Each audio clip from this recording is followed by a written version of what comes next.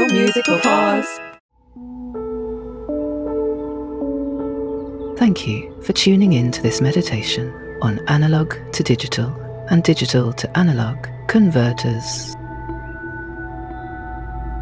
Analog to digital, or AD, and digital to analog, or DA, converters both play crucial roles in the digital audio landscape by bridging the gap between the analog sound world and the digital domain, where processing, storage, and playback occur.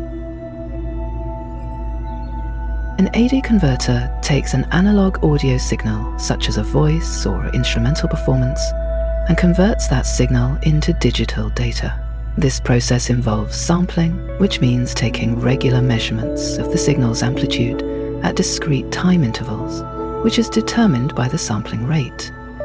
A typical sampling rate, such as 44.1 kHz or 48 kHz, is high enough to accurately represent the original analog waveform.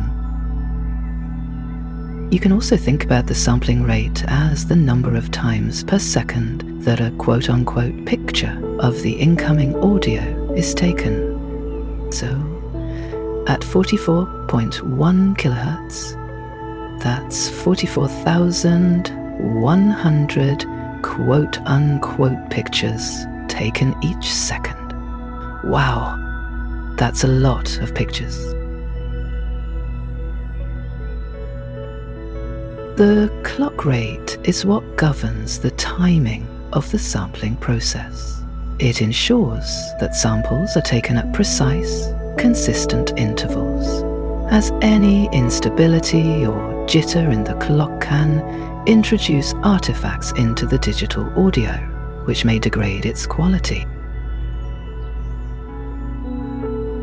The specificity or resolution of these amplitude measurements is dependent on what is called the bit depth, and it is common to see options for bit depths of 16, 24, and even 32 on most digital audio workstations.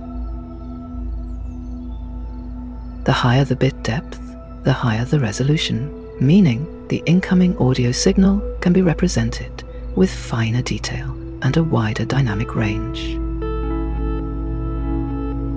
Conversely, a DA converter takes a stream of digital audio data and reconstructs it into an analog signal that can be played through speakers or headphones.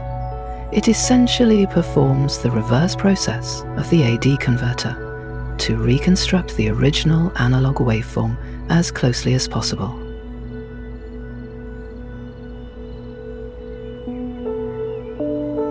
In tandem, AD and DA converters enable the engineer or producer to capture high-quality recordings of analog sounds in a digital format, to manipulate those recordings using a digital audio workstation, and then return those recordings to the physical world for one's listening enjoyment.